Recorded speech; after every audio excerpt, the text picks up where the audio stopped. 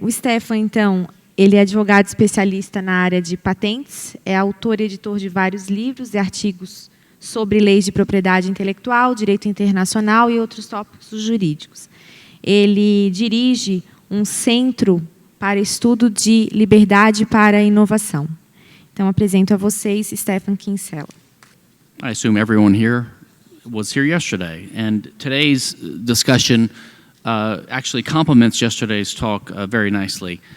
Yesterday, if you remember, I talked about legislation and artificial lawmaking by the state. Today, I'll focus on intellectual property.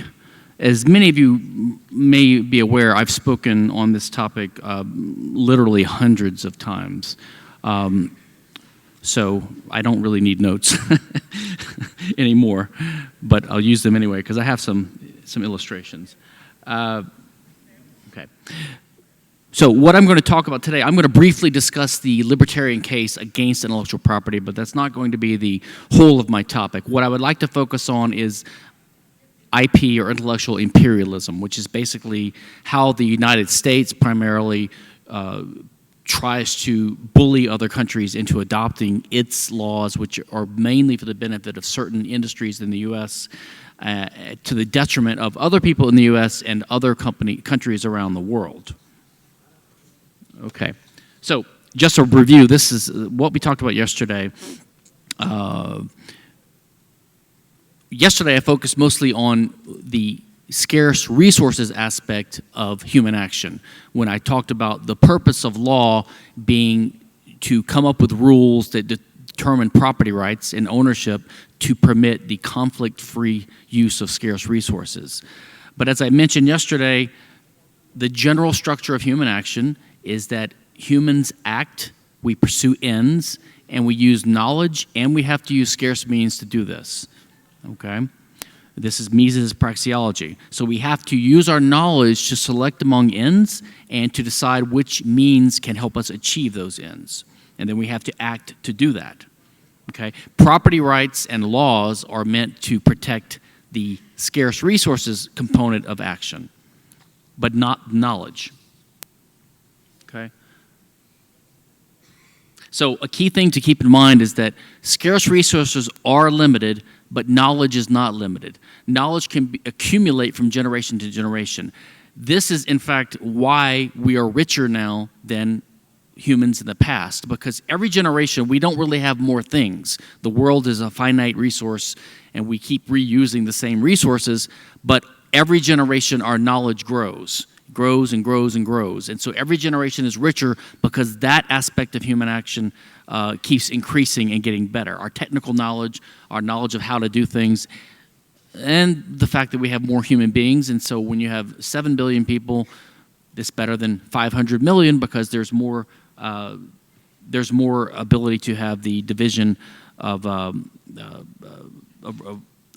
resources. Now, Hayek, for example, in the Constitution of Liberty, acknowledged this. This is a point that Austrian economists and other economists have recognized the importance of knowledge. So Hayek pointed out, for example, in the middle paragraph there, knowledge, once achieved, becomes gratuitously available for the benefit of everyone, of all. It's through this free gift of knowledge acquired by the experiments of some members of society that general progress is made possible. Okay, so every generation is richer and better off because we have what Hayek called a fund of experience to draw on that gets bigger and better over time. So progress comes about because of knowledge. Mises recognizes too, of course. He said action is purposive conduct. It's not simply behavior, but it's a behavior begot by judgments of value, aimed at a definite end, and guided by ideas. Okay, so this is why knowledge is so important to human action, as well as scarce resources. Sir Francis Bacon, I have him pictured on the upper right here. Francis Bacon has a famous expression, scientia potentia est, or Latin for knowledge is power. And the lower figure is a little bit ominous. It's one of the United States Defense Department's agencies, which has that as their logo, knowledge is power. And you see the ominous pyramid controlling the entire earth with its power and knowledge. So I would also say knowledge is freedom, right? This is what it means to be free, to be able to have freedom of speech, freedom of thought, freedom of religion, freedom of press, and freedom of conscience. Okay? This is why in our current generation, our current age, the internet and technology is so important for freedom. The internet is the biggest threat to the state, I believe, because it lets us communicate, learn, and this is why any threat by the state to freedom of the internet and freedom of technology is very ominous and a bad sign for liberty. Okay, just to review what we talked about yesterday, the purpose of law and justice and property rights is to prevent conflict over the use of scarce resources, which is one of the two components of human action. And the whole purpose of this is to fight scarcity. Scarcity is the way the world is, but we fight it. We try to make abundance in the face of this world of scarcity, and we've done a pretty good job of it despite state interference. That's what free markets do. Free markets create abundance where there's not naturally abundance, right? We all have smartphones now. There were no smartphones 15 years ago. Okay, but the other crucial ingredient of successful human action is knowledge. Okay, this is the knowledge we need to guide our use of these resources. Okay, now this is why intellectual property laws are not justified and are contrary to liberty.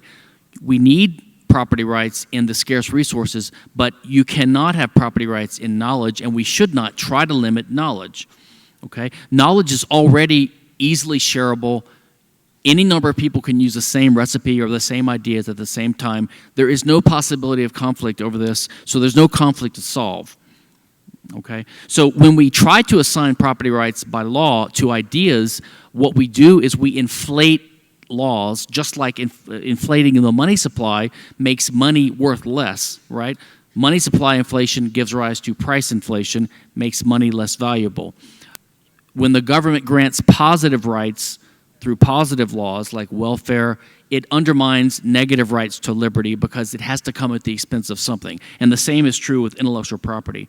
Some of you may be familiar with Rothbard, in Power and Market. He has a taxonomy of state intervention, and he groups the way the state intervenes in human life and society and the economy into three different types: autistic, binary, and triangular. Autistic is an example would be the drug law or like, say, a private crime like murder, when you basically just directly control someone and you take over their life and you harm them. Binary is when the state forces an exchange. So an example would be taxation or even slavery. So the state extracts money from a victim. And triangular is when the state forces an exchange between two citizens. So, for example, minimum wages, which prevents an employer from paying someone less than a certain price for a job, or price controls. And intellectual property would be triangular because the state is basically telling one person that he can control how another person uses his property.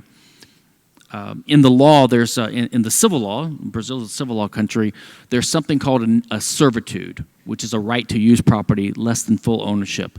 A negative servitude is not the right to use, but the right to stop the use. So, for example, if two homeowners,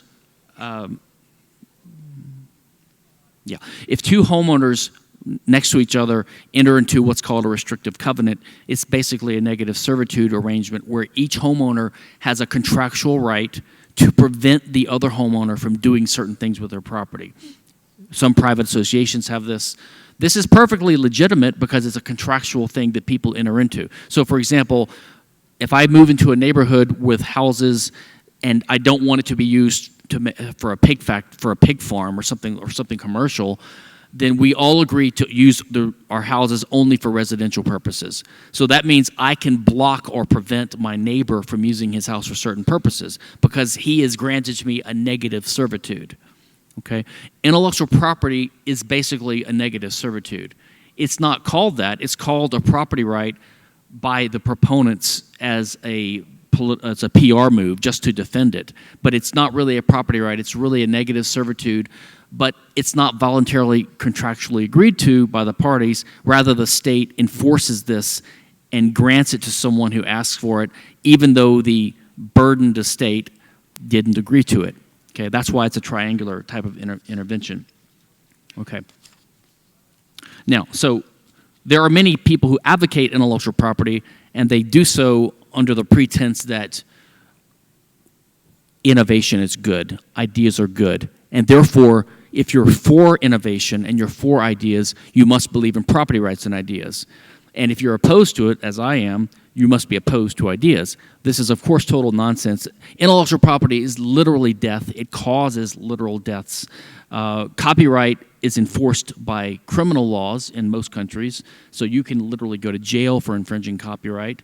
And patents actually cause deaths because of restricted supply of certain pharmaceuticals, innovations that are safety-related innovations like seatbelt mechanisms, airbag mechanisms in cars. If one manufacturer has a patent, another cannot adopt these mechanisms even though they're life-saving. Okay. Just to briefly go over the history of these things, patent law prevents competition. That's what its purpose is. It's designed to give someone who comes up with a new technical machine or process about a 17-year monopoly period where only they can practice it. It's based in its form upon the Statute of Monopolies in England in 1623. You can see there was truth in labeling in the older days. I think in the United States, we used to have the Department of War. Now it's called the Department of Defense. We're really big on euphemisms nowadays. Patents did originate in the Statute of Monopolies, so at least the government recognized that what they were granting was monopolies. Today's modern-day defenders of patents don't want to call them monopolies, and they actually get offended if you call them what they are, which is monopolies. Copyright arose with the church and the state censoring free speech and freedom of the press through monopolies and guilds, and one of the most modern forms of copyright was the Statute of Anne in 1709. Now, I have at the bottom of this slide a quote. This is just a mainstream law professor, Jerome Reichman, and he says, government adopts IP law in the belief that a privileged monopolistic domain in a free market economy promotes technological progress better than a regime of unbridled competition. So you see, there's an admission here that that's what these people are against. They're against competition. Remember, we libertarians think competition is a good thing. We're in favor of competition. So anything that restricts competition is not good. It's not a property right. This is shockingly what you'll hear among a lot of the older generation of libertarians who also believed in intellectual property rights, people like Ayn Rand and others, because it's called a property right, but it's, of course, not really a property right. This is William Sugart, who's a alleged free market economist, writing for the Independent Institute, an American libertarian think tank. So he said granting a temporary monopoly, by which he means patent or copyright, is necessary to give inventors incentives. And then he says, to paraphrase the economist Joan Robinson, patents and copyrights slow down the diffusion of new ideas for a reason, to promote their creation. That's their argument. But he's admitting that patent and copyright slows down the spread of ideas. Now, I would say this as a criticism. This is a free market economist saying this to defend it. It's amazing. Okay. Now, let's talk about modern intellectual property law. I would say the genesis would be the United States Constitution, 1789, which authorizes Congress to enact copyright and patent law based upon the practice in England, which the United States traces origins to. Okay, in the 1800s, these were just called monopolies and patent and copyright at the time. They were not called intellectual property. They were just called monopolies granted by the state for a utilitarian purpose, so-called to encourage innovation and the arts. In the 1800s, free market economists started opposing this because it was getting to be a problem and seriously hamper competition and even innovation. And so they started attacking the practice of states granting patents and copyrights. So the defenders, by then there had been built up these special interest groups that were dependent upon copyright and patent.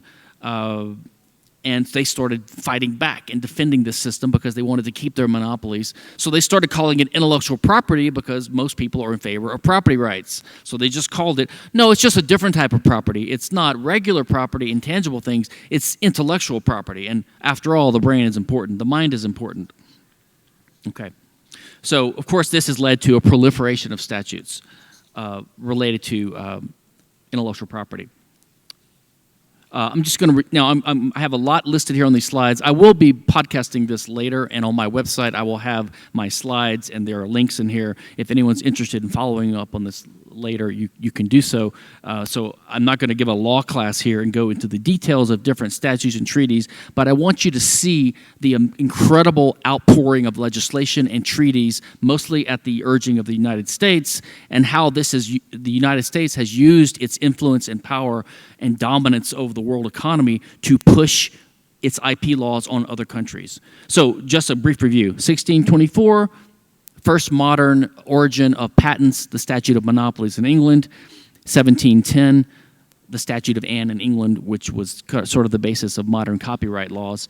And 1691 was the first modern-ish patent law in South Carolina. Actually, this is before the United States Constitution. And then, of course, the U.S. Constitution, 1789, and the next year or two, patent and copyright acts started coming out. Okay, so the key IP statutes, I'm just focusing on the U.S. for now because this is a template or a model for what much of the world has done. So the patent law covers inventions. Okay, copyright law covers artistic, creative works. The other types of intellectual property are trademark and trade secret, and then there are other special ones like semiconductor mask works, which was done for the behest of Intel and companies like this. Defamation law, which is also a type of law in most countries, libel and slander, is not usually regarded as a type of intellectual property law, but I believe it should be because it's based upon the same reasoning and is similarly invalid. And then there are others too. I'm only going to focus mostly on patent and copyright here today. These are the two most evil and most harmful. My view is that patent law probably costs the world economy maybe $1 trillion a year in terms of lost innovation and lost wealth. Copyright is not as harmful financially, but it's more harmful in the sense that it's used by the state to restrict freedom of the press and freedom of speech in terms of writing books, publishing things, and especially the internet. So in a way, I think copyright, although it does less damage financially, is even more insidious. Plus, it lasts way longer, maybe over 100 years in most cases. Patents only last about 17 years. So in the U.S., patents are grounded in the Constitution. Then there was the Patent Act of 1790, just 1 year later. And then the Patent Act of 1952, and now there's more modern legislation. It's administered in America by the United States Patent and Trademark Office, USPTO. Copyright is also based upon older law as well. Trademark law is usually state law in America because it's not the authority to do it is not granted in the Constitution. So it's done at a federal level only when there's interstate commerce. And then trade secret is a state law mostly. Okay. There have been modern additions, a proliferation of legislation which have expanded the scope and the types of intellectual property. In copyright, there's the No Electronic Theft Act of 1997. Some of you might remember the singers Sonny and Cher in America. Cher is the singer. Sonny Bono was her husband, and he became a Republican congressman. He died running into a tree snow skiing. And so they named this act after him, which extended the copyright term. Basically, what happens is Disney has a lot of power in the Congress, and every time Mickey Mouse, his copyright is about to expire, they go to Congress and they lobby Congress to extend the copyright term a little bit longer. So that's why the copyright term is now the life of the author plus 70 years after death. So it's well over 100 years in some cases. The Digital Millennium Copyright Act, which is the reason you see YouTube takedowns all the time. You'll see a video that's now removed because if someone puts YouTube on notice that they claim that the copyright they have is being infringed by a video, YouTube just takes it down to avoid liability because of the DMCA. Okay. And then there have been modern legislative additions to trademark and also to trade secret, which the details are boring. Now, let's turn to the international scene, which is where America exercises its influence to spread its IP laws to the rest of the world. The two major international bodies which have to do with intellectual property are the WTO, the World Trade Organization, which was meant to spread free trade, but of course it's got lots of intellectual property provisions stuck in there. And if you think about it, IP rights are like a local property rights issue. It has nothing to do with trade. It has no place in a free trade agreement, but yet the United States insists on this being there. And then there's WIPO, which is a UN organization, the World Intellectual Property Organization. Okay? Those are the two main bodies. Now, the main treaties which affect these bodies and which affect most countries in the world would be the Paris Convention of 1883, which has to do with international patent rights, and the Patent Cooperation Treaty, which is another international treaty affecting patent rights among countries in the world. There's a regional, the European Patent Convention is a big one. I actually am not sure what's going to happen with the UK. For my clients, we file a European patent quite often because it's simpler. So I think we may be, it may give me more work. So I guess I'm happy about Brexit. The Berne Convention is one of the worst. This is the Copyright Convention from 1886 and the WIPO Copyright Treaty. Okay, so these basically require states that are members to these treaties to have minimum standards of intellectual property. You have to have so many laws. For example, in the Berne Convention, every country is required to have at least life of the author plus 50 years of protection. The United States is 20 years longer than that now, and as we'll get to in a minute, the United States tries to push other countries to also add 20 years to their terms, and in some cases they're succeeding. Okay. There's the Madrid Treaty is the International Trademark Agreement, and then there's GATT, the General Agreement on Tariffs and Trades, which in its 1994 Uruguay round covers intellectual property. Okay, and then there's TRIPS, the Agreement on Trade-Related Aspects of Intellectual Property. This is administered by the WTO, one of the two bodies we mentioned earlier. So you can see there is a huge web of agreements. Now, one thing the United States does, and some other Western countries too, but primarily the U.S., we negotiate one-on-one agreements, free trade agreements with other countries. These are called BITs, bilateral investment treaties. In the old days, these were called FCNs, Freedom, Commerce, and Navigation Treaties. Two countries agree to get along and trade with each other. Good idea, very simple. A BIT is usually a good idea too. But of course, the United States inserts into its model BIT these intellectual property provisions. And there are over 2,500 BITs in place in the world today among different countries.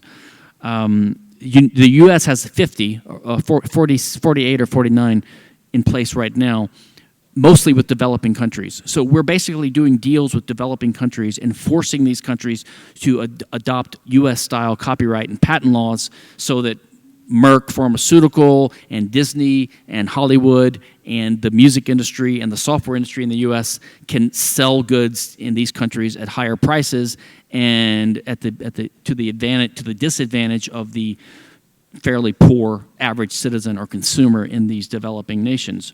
NAFTA, the North American Free Trade Agreement, which is between U.S., Canada, and Mexico, also has many IP provisions. So these things are everywhere. These agreements are sold as free trade agreements, but under the cover of free trade, the U.S. is using them to export its IP law. Okay, now in the U.S. and in other countries, there are some industries that are fairly safe from, they're fairly free of intellectual property, like the fashion industry. The way a shirt is designed, the way a dress is designed is not covered by intellectual property, which is why there's a successful knockoff industry. A year or two later, you'll see a similar design in the cheaper stores, and then the fashion industry is thriving and doing fine without IP. But of course, there's agitation to enact these kind of laws. There is a treaty called the Anti-Counterfeiting Trade Agreement called ACTA, which is in negotiation right now. There's one called COICA, Combating Online Infringement and Counterfeits Act, and that sort of lost favor, and now there's one called Son of COICA, which has been reintroduced. These guys never go away. Now, many of you might have heard about the Trans-Pacific Partnership, which the United States was negotiating with several Pacific Rim countries, not including China. And of course, when Trump got into office, and by the way, the whole thing was dominated by intellectual property. It would have been horrible. No, Donald Trump came into office and he killed it, thank God, but of course he did so for the wrong reasons. He killed it because he's against free trade and he's for intellectual property. The right reason to kill TPP would be because you're for free trade, but you're against intellectual property. So he had it exactly backwards. Meanwhile, a companion treaty called the TTIP, Transatlantic Trade and Investment Partnership, which is being negotiated right now between the EU and the US, is very similar to the TPP. So that's in negotiation now. I don't know how it's going to go now that the TPP was thankfully killed. This is a little chart showing the Mickey Mouse curve, because in the red on the lower left, the copyright term when the U.S. was founded was 14 years, and you could reapply one more time for another 14 years. So it was up to 28 years, and you can see that every few decades, the Congress passes a law expanding the term to its current point, to where it's now life of the author plus 70 years. And that little dashed line shows where Mickey Mouse his copyright would have expired. So, Disney's done a good job of protecting their interests in Congress. I'm going to close in a second. So I just have a few examples of some outrages or some clear examples of how the U.S. has exported its IP law to other countries. I mentioned already that we use these treaties we negotiate and our dominance in the world economy to pressure other countries to adopt U.S.-style laws. We aim them at everyone: China, Russia, India, Canada, Europe, Latin America, everywhere. No one's safe.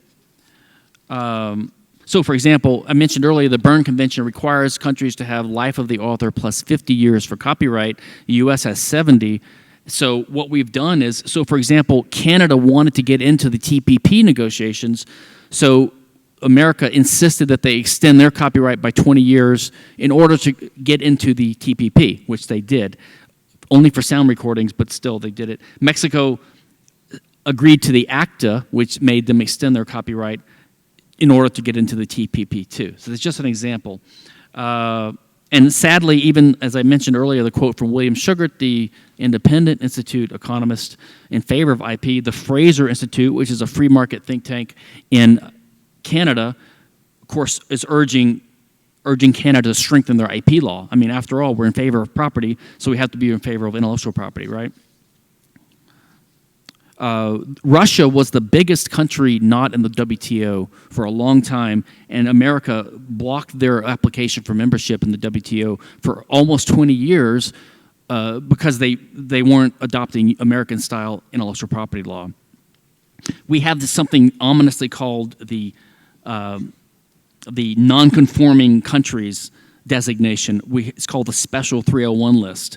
And if you get put on that list, if the American government designates your country as being non-conforming, then they will use pressure and sanctions and other coercive tactics to punish these countries for not adopting U.S.-style IP law. Okay?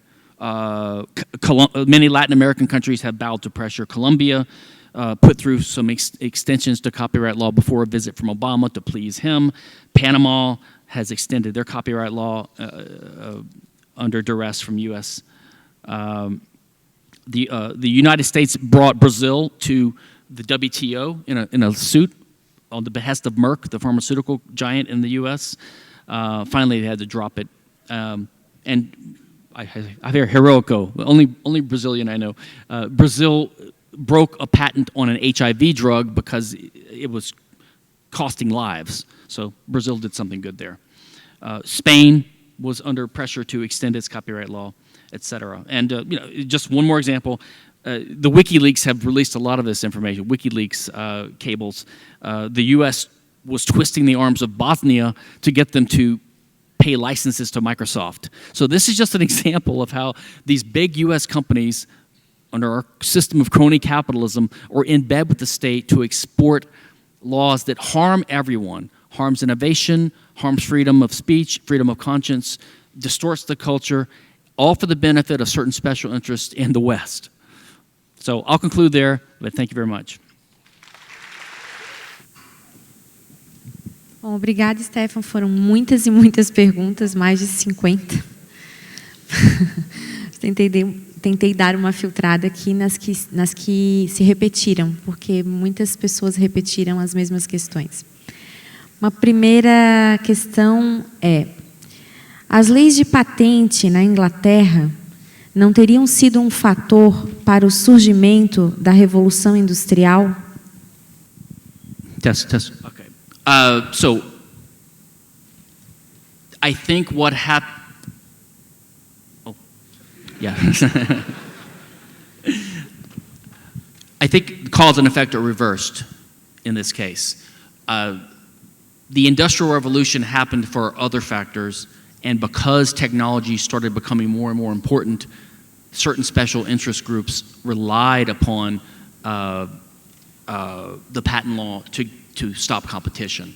So there is no evidence, not even empirical evidence, that patent law stimulates or causes innovation. It really just slows down innovation. In almost every case you can think of an important innovation, the innovation comes about because its time has come, because previous innovations have gotten to the point where the next innovation can happen.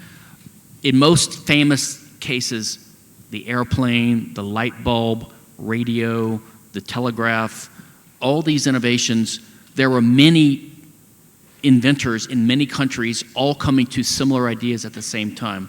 And then it became a race to the patent office to see who would get the patent first. So even without the patent, obviously many people would have been working on inventing and solving the same problem anyway.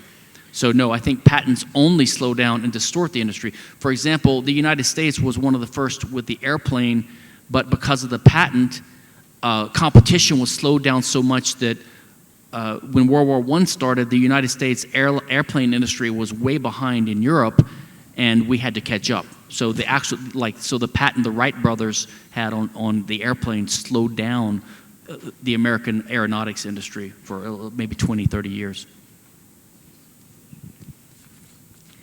Sem a existência de patentes, qual o incentivo, aí já emendo em outras perguntas que falaram de custo de oportunidade, qual o incentivo, o custo de oportunidade, e qual seria o custo de oportunidade para pequenas empresas desenvolverem tecnologias, uma vez que grandes empresas poderiam se apropriar dessa tecnologia e liderar, tomar todo o mercado? We need to think as like libertarians sometimes. We need to think in terms of property rights and justice and principle. The purpose of law is not to encourage innovation. The purpose of law is not to make sure there's enough innovation. There will always be some level of artistic creation and innovation in any society. The idea that we don't have enough is basically a market failure argument, right? So the state says, without the state, there will only be this much innovation. We think there should be this much innovation. So we're going to pass a law to get us closer to this optimum ideal. This is, of course, nonsense. It's a general theoretical matter. And as a matter of fact, the way the patent system works now, it benefits large companies, not small companies. Large companies can afford the salaries of attorneys to acquire large caches of patents, which protects them from competition. So Microsoft and Google and Apple and Samsung, these companies have thousands of patents related, let's say, to smartphones and related technology, and they might sue each other every now and then, but because they each have a large arsenal of patents, they come to a settlement, and one pays the other some royalty, they pass the cost down to the consumer, which is you and me, we pay more for our phones, and they don't have to innovate as much because they have basically a cartel now. Smaller companies cannot afford to fight these big guys, so they're left out in the cold. So patents actually benefit large companies like a lot of government and company collusion does, right? The minimum wage law, all these regulations harm the smaller companies more than the larger companies. The basic answer to the question is the incentive is to make a profit. There is no reason a company can't innovate and come up with a good product and then sell it. Now, as Austrians, we should recognize and remember that profit is, in a sense, an unnatural phenomenon, and it's always temporary. Every time you make a profit, it's because you see some opportunity to solve in the free market, and you do it, and you satisfy consumers, but then what's that going to do? Send a signal to other possible competitors that there's a possible profit opportunity. And then they will come in and compete with you, and your profit margin will get lower and lower because of competition, which is a good thing. And then we have to come up with the next innovation and the next innovation. So the reason for innovation is to come up with a way to make a profit temporarily until competitors catch up with you, and then you move on. This is why we have scientific and technological progress. Num mundo sem propriedade intelectual, quem faria investimentos milionários em pesquisa, sabendo que poderiam ser copiados no dia seguinte? Yes, so this is usually the argument given in the pharmaceutical or the drug patents case. I can't answer in too much detail here, but I would refer anyone interested in this to read Chapter 9 of Michele Boldrin and David Levine's book, Against Intellectual Monopoly. They go into the pharmaceutical case in empirical detail. First, we have to recognize that, like, let's say the United States, that we have severe government regulations. The FDA, the Food and Drug Administration, has severe regulations on companies that impose enormous costs to develop a new drug. It also requires companies to reveal publicly the ingredients of their drugs during this process. So the process may take 5 or 10 years. By the time they're approved to release a new drug, and they have spent so much money on the process in the first place, and their ideas are made public because the government forces them to, other people could easily compete with them because of that, because they've had 10 years to get ready, and they can see the ingredients of the drug. So the government harms these pharmaceutical companies with one system, the FDA, and then these companies say it's hard to compete now because we don't have a first to the market advantage anymore. So we need you to protect us. So the government says, okay, we'll give you a patent. So if you want to get rid of the so-called necessity of patents, get rid of the FDA system too. That would reduce the costs on companies. If the government wasn't around to impose taxes and regulations on companies, they would be what, 2, 3, 5, 8 times richer? They would have a lot of money left over to innovate. Many of you have probably seen the phenomena. You go to a drugstore and you can buy, I don't know, Tylenol, which is a type of pain reliever. It's maybe $5 for a bottle. Right next to it, there's the generic brand of acetaminophen for $2. Yet they both still sell. Some people will pay twice as much for the brand name because they trust the reputation, or it's just easier or whatever. It is possible to make a profit because you have a reputation and because you're first to market.